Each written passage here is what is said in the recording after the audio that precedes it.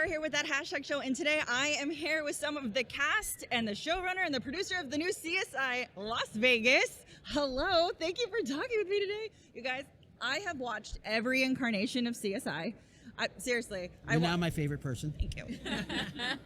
And I will say my favorite was the original. There's been like Cyber and LA and, New Orleans. We've been everywhere. No, New York. New York. And so when I heard you guys were bringing back CSI Vegas, I was like, oh, that seems crazy and tricky. So why Vegas and why not somewhere else? Why are we going back to the original? It was time to come home. It was born out of it being the 20th anniversary of the show premiering. And it was, you kind of look around and you realize, what, it's time to bring it back to where it all began. I love that. Now, how about you guys as new cast members coming into the series? Did you feel any pressure? Because I feel like your character is the new Grissom, Yeah, a little bit. The hardest thing was when I found out that I had gotten this. I was one of the 3 people under a rock that didn't watch the original, and I called my sister to tell her that I got it, and she was like, "Oh my God, are Sarah and Grissom going to be doing it?" I was like, "Joanne, I got the new CSI. Yeah. Are Sarah and Grissom coming back?" And shocker, surprise, spoiler, they are. Will they be around for the whole time or just to kind of reintroduce our world a little bit?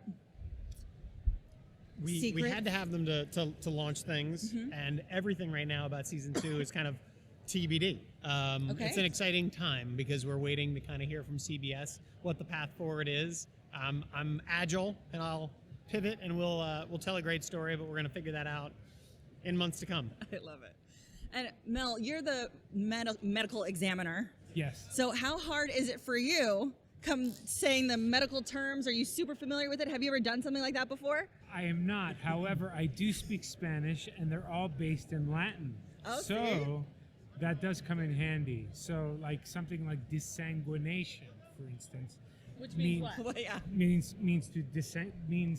emptying of blood, like desanguinate, right? Okay. Starts as sangre nation, which means to flow out, blood flowing out.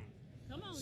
So I have, but it is Nailing it. incredibly hard to memorize some of these lines sometimes because I really have to visualize each syllable as I do it. But fortunately, I get some time. I love it. I think Mel's got a tough job because like the hardest scenes for me are when you've got some procedure to do on camera. Yeah. And it's some test, like field test that you have to do where you're snipping something and dipping something, and it's all very small and meticulous, and having to fire off technical science dialogue at the same time. And that's pretty much all Mel does. Is he's got to say really complicated stuff while he's also doing some very fine procedure that you got to start over again if you mess up.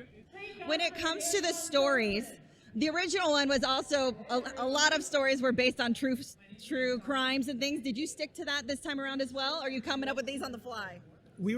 These were all pretty much hatched out of my brain and the rest of the writing staff.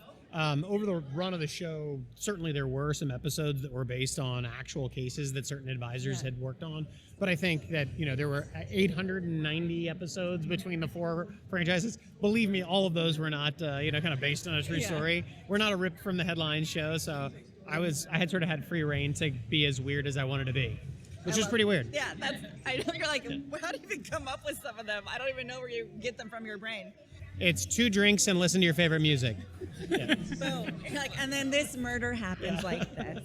We're gonna shoot her guy in the really, room. truly. I really want to know your process because sometimes I'm sorry, I have to ask this. It's because okay. sometimes in the midst of memorizing this stuff, I'm like, where in the bleep did he come up with this?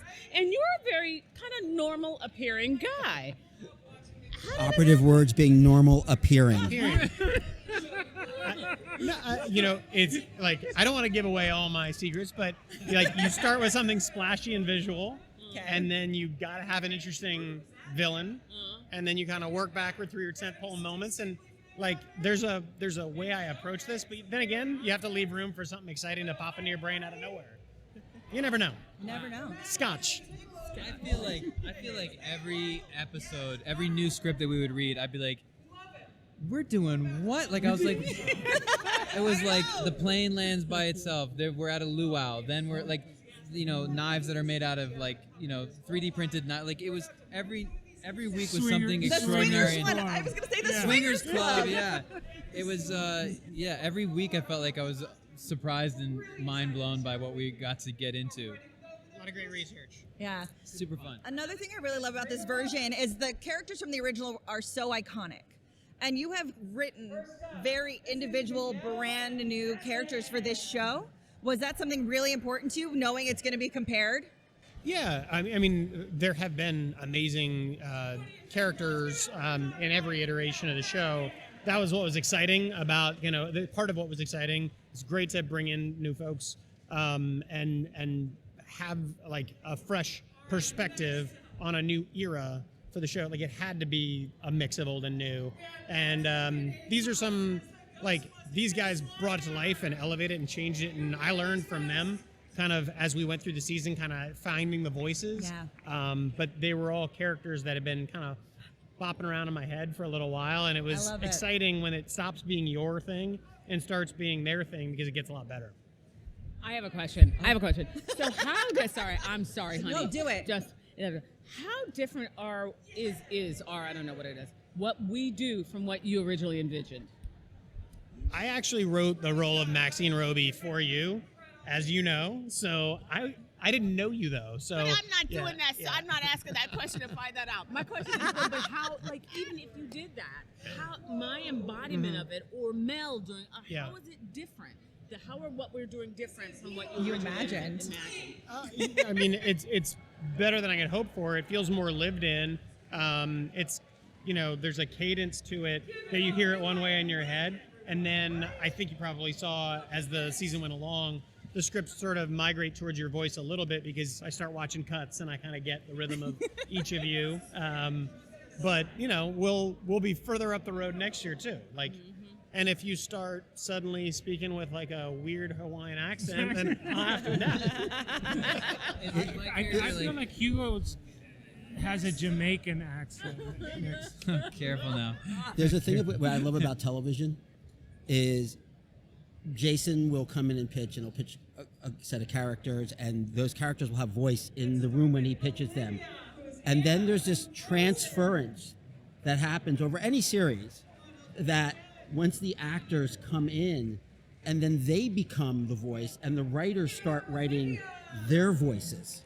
And it's wild to watch when you've done a lot of series and they all take on the same kind of rhythm where the actors really begin to own these characters and live in them. And then you watch how the writers and the fans start to react to that and then write to it. And it all just starts to move. It's like a living organism where a movie's fixed. It is 2 hours, it's done. Yeah. The TV's a living organism where characters grow and change and evolve. And it's what's so exciting about television as a medium. This is why I love television. Is my character like now a little softer and a little stupider than you originally conceived? My last question is for you. Are Josh and Allie ever going to get together? Josh and Allie? I thought all season I felt like I was working. Maybe we were reading different scripts. When I watch the show, it seems like I don't know. Thank you, folks. Thank you for this lovely time together. My brother would have killed me if I didn't ask that question. That was his question for you. I feel like some in episode 9. Is that what just happened? Yeah. In episode 9, there's some moments where things get more tense and more unavoidable, and then in episode 10, I think it continues along the same. But like any great relationship, you gotta let it take its time and take its course. Okay, we're just gonna drag it out a little longer. Awesome. Well, thank you guys so much for talking with me. Again, Sarah here with that hashtag show. We have been here all weekend at LA Comic Con, and make sure to check out the new CSI Las Vegas.